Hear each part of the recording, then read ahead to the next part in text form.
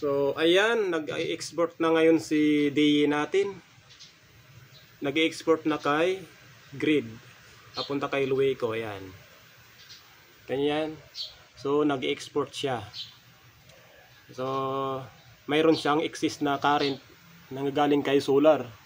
So, sobra-sobra yung hinaharvest ni solar. So, mayroon tayong 1.7, 1,760 watts. Ayan. Na harvest kay solar panels. Ayan. So, naka-export tayo.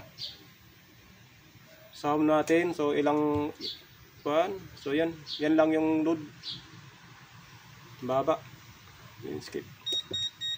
So, ayan. Nag-export na siya.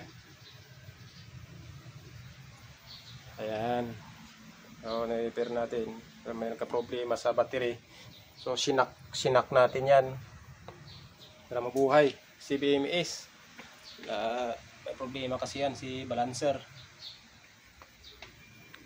Ayan. Alright.